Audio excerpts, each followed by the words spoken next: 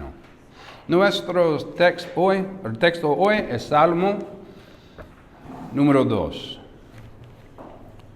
El tema de este sermón es bendita esperanza en el reino de Jesucristo. En el capítulo 1 del Salmo encontramos que el hombre justo prospera en la palabra de Dios con libertad y el hombre impío vive en la ausencia de la palabra de Dios. Aquí en el Salmo 2 leemos una continuación de la narrativa de la justicia versus la rebelión. Desde la creación de la humanidad en Génesis capítulo 3, la humanidad y humanidad diferente, pero humanidad ha continuado su rebelión pecaminosa contra Dios, su palabra, mandamientos, estatutos, principios y autoridad como soberano sobre todo. Dentro de esta narrativa hay aquellos de fe que siguen a Dios y aquellos que no lo hacen. Aquellos que aman al Señor y aquellos que no lo aman. Aquellos que obedecen al Señor y aquellos que no lo hacen. Esta narrativa no es nueva para nosotros los creyentes, ya que tenemos la palabra de Dios completa y la hemos leído. Por la sabiduría de Dios se nos ha revelado que la humanidad impía en su orgullo desea ser como Dios y reemplazarlo con ellos mismos. Recuerdo nuestro estudio en Daniel cuando Nabucodonosor tuvo un sueño de la gran imagen que representaba los reinos venideros. Dios reveló que solo Él edifica y derriba a los reyes y reinos de la humanidad. El reino importante en el que debemos centrarnos es el reino eterno que está por venir. Todos adoran al Rey de Reyes con amor y reverencia. Esta piedra angular, hecha sin manos que sometió a todos los demás reinos bajo su autoridad. Este es Jesucristo, el Hijo unigénito de Dios y su reino eterno soberano. En Filipenses capítulo 2 y versículos 10 al 11, Filipenses capítulo 2 y versículos 10 al 11, para quien en el nombre de Jesús se doble toda rodilla de los que están en los cielos y en la tierra y abajo de la tierra. Y toda lengua confiese que Jesucristo es el Señor, por gloria de Dios Padre. Sin embargo, con el conocimiento del sueño y su interpretación, Nabucodonosor, en su orgullo, se jactó de todo lo que quería haber hecho para engrandecer a Babilonia, y se olvidó de alabar al Dios del cielo que le había dado su reino. Esta actitud orgullosa resultó en que Dios le diera la mente de un animal viviendo como un buey salvaje en el desierto y comido hierba durante 7 años hasta que su mente fue restaurada a la de un hombre, y allí se arrepintió de su orgullo y recuperó su reino como el Señor proclamó. Los gobernantes en este mundo entenderán que están sujetos a la autoridad soberana del Dios y todopoderoso se hará su voluntad. En el Salmo capítulo 2 se puede entender mejor en 4 partes. Las naciones, esta primera parte, las naciones se enfurecen en versículos 1 al 3.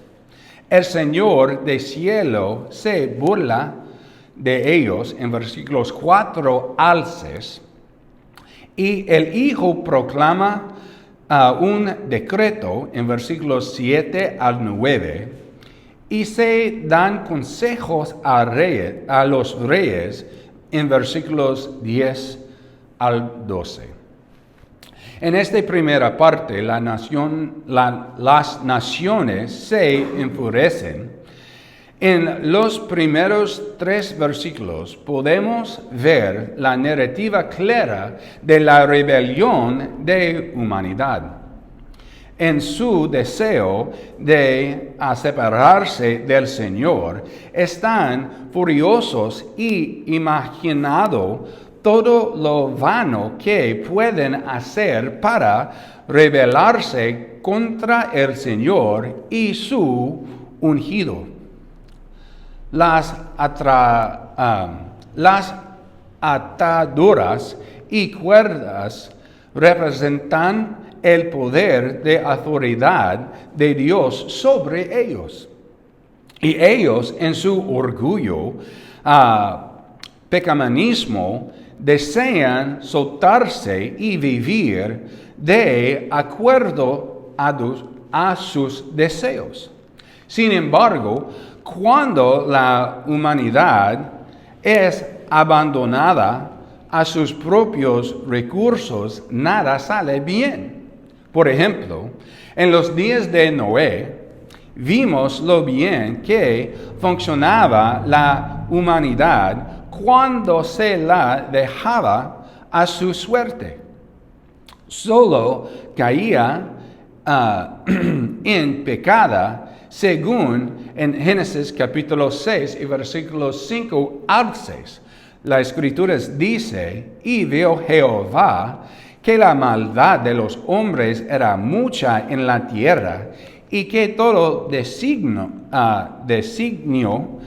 de los pensamientos del corazón de ellos era de continuo solamente el mal. En versículo 6 dice, y se arrepintió Jehová que haber hecho hombre en la tierra, y le dolió en su corazón. Sin embargo, incluso en los momentos más oscuros de la humanidad, Dios muestra su gracia. Cuando pudo haber extinguido a la humanidad de la faz de la tierra, porque ese era su derecho como creador. Salvo a 8 personas, justa dándole a la humanidad otra oportunidad de conocerlo y servirlo como Salvador. Sin embargo, la humanidad volvió a esta narrativa de rebelión contra Dios. ¿Por qué? Porque el corazón del hombre es desesperadamente malvado. Sin el don de la salvación y el Espíritu Santo morando en nosotros con los frutos del Espíritu que se enumeran en Gálatas capítulo 5, versículos 22 al 25. Continuaremos viviendo en nuestra naturaleza pecaminosa. Gracias. En este versículo dice, mas el fruto del Espíritu es amor, gozo, paz, paciencia, benignidad, bondad, fe y mansedumbre, templanza. Contra tales cosas no hay ley. Pero los que son de Cristo han crucificado la carne con sus pasiones y deseos. Si vivimos por el Espíritu, andemos también por el Espíritu. Solo con el poder del Espíritu de Dios que habita en una persona, un pecador puede vivir una vida justa y libre de pecado, libre de pecado. El Señor del cielo se burla de ellos, en versículos 4 al 6. No debería sorprendernos de Dios se ría de la necedad del hombre. Después de todo, nuestros caminos no son sus caminos, ni nuestros pensamientos son los suyos. En Isaías capítulo 55 y versículos 8 al 9, las escrituras dice, porque mis pensamientos no son vuestros pensamientos, ni vuestros caminos mis caminos, dijo Jehová.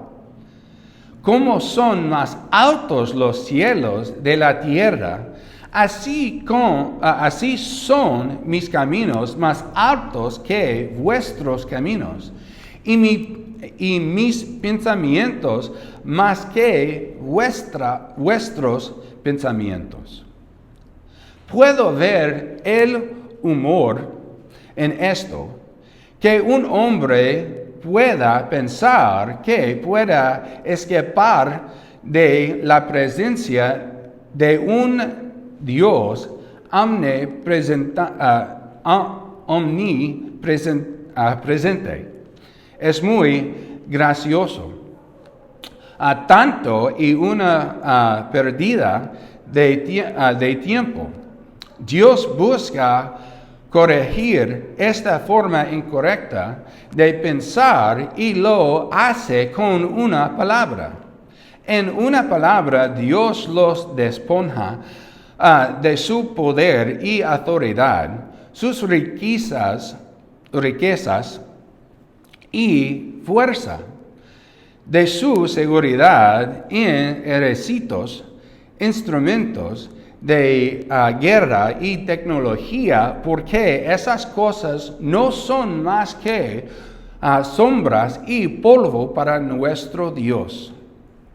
Cuando piensas en ello, tienen una pregunta. ¿Hay algo más poderoso que la palabra de Dios? Nada. Porque con una palabra Él habló y creó y todo el universo. Y otra pregunta, ¿puedes imaginar cómo será ese poder? Y si cada palabra que pronuncias tuviera la capacidad de hacer que algo sea o suceda sin que nada tuviera el poder de contrarrestarlo. Es asombroso solo imaginarlo. Sin embargo, nuestro Dios tiene ese poder. Jesús clamó la tormenta con una palabra. Echó fuera dominios, multiplicó los elementos con una bendición, limpió enfermedades y dolencias, sanó imperfecciones físicas, ordenado a los cuerpos que creó que se curarán a sí mismos en un instante. Personas que nunca antes habían caminando, hablando y visto, ahora pueden sentir que tenían esta capacidad toda su vida. Estos son algunos ejemplos de su gran poder, y como dijo Juan, no había suficientes libros en el mundo para que se pudiera registrar todo lo que dijo y hizo. Así de grande es nuestro Dios. Porque en Juan capítulo 21 y versículo 25, y hay también otras muchas cosas que hizo Jesús, las cuales sí se escribieran una por uno. Pienso que ni aún en el mundo cabrían los libros que se habrían de escribir. Amén. En el versículo 3, Dios les dice a estos hombres: vuestra rebelión es un vano, porque yo he puesto mi rey sobre Sión, mi santo monte. Mi reino es eterno, así como mi reino. Qué triste es que la gente elija luchar contra Dios y en su orgullo se aferre a este mundo temporal y en las cosas sin valor de este mundo, en lugar de servirle y morar en su amor incondicional. Él ha preparado para nosotros un lugar, es lo mejor de lo mejor. Nada de lo que este mundo tiene aquí se puede comparar. Y tienen una pregunta: ¿por qué querías afuertar algo temporal cuando puedes tener lo mejor del Señor? Es increíble, porque las personas en este mundo prefieren para cosas del mundo del cielo. Y tercero punto, el Hijo proclama un decreto en versículos 7 al 9. El Salmo 2 también se considerará un salmo mesiánico. Probablemente se trate a una declaración de la coronación de David y de cómo Dios lo coloca en el trono de Israel. Pero también habla de David como el hijo elegido de Dios de Israel para dirigir a su pueblo. En el poder de Dios, Él daría a David lo que Él pidiera para establecer su reino, porque del linaje de David y Judá vendría el Hijo unigénito de Dios, Jesucristo, quien será el eterno Rey de reyes y gobernante de todo. David, un rey justo, pero también el humano. Después de David seguiría uno que es perfecto, justo, santo, recto y digno, y una quien David también llamará Señor. Este es Jesucristo. Él proclamará que el día del Señor ha llegado. Lo siento. En Apocalipsis hace eco de esta verdad, porque en capítulo 2 y versículos 27, la Escritura dice, y las regirá con vara del hierro, y serán quebradas como vaso de alfarero, como yo también la he recibido de mi Padre. En otro capítulo en Apocalipsis, capítulo 19, versículo 15 a 16, de su boca sale una espada aguda para herir con ella a las naciones, y él las regirá con vara de hierro, y él pisa el lagar del vino del furor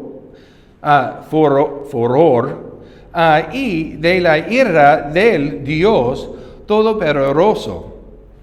Y en su vestidura, en su muslo, tiene escrito este nombre: Rey de Reyes y Señor de Señores.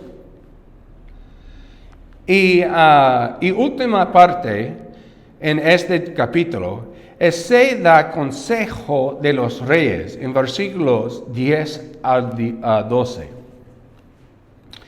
En esta última porción de las Escrituras del capítulo 2, vemos que la escena cambia después de la victoria. El Hijo es rey y vencedor contra aquellos que eligieron luchar contra él. Sin embargo, no está sin gracia y misericordia. Sea un consejo correcto a aquellos que han tomado un consejo incorrecto y han elegido rebelarse contra el Señor. La guerra terminando. Jesús es rey, ha ganado, y todos los que no están dispuestos a doblar la rodilla serán tratados como corresponde. Y ahora se exhorta a los reyes de la tierra a ser sabios y a que sus jueces serán instruidos y eruditos. Reyes y los jueces representan líderes y los líderes influyen en los temas. Sin duda habrá muchos observando para ver cómo reaccionan los reyes y los jueces. Hay sabiduría y instrucción para aquellos que han sido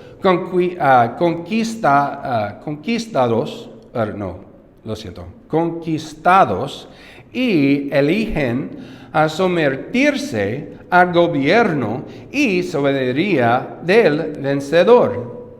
Durante el reinado milenial de Cristo, aquí en la tierra todavía habrá quienes, si ninguém obedecerle, y como sabemos, después de los 1000 años que Satanás está en el pozo sin fondo, es liberando por una temporada y todos los que han rechazado a Cristo como Señor y Rey se unirán para un último intento inútil de luchar con Él, y con una palabra todos serán destruidos. Una sola palabra.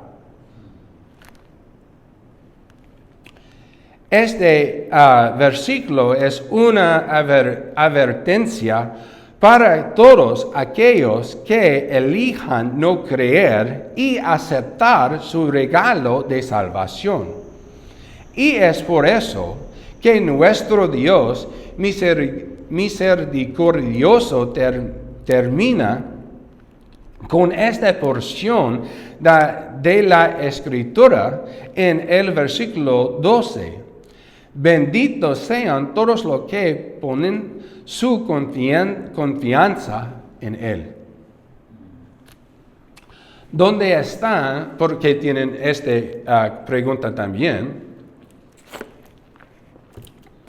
¿Dónde estarán todos los que confían y creen en Jesús durante este evento?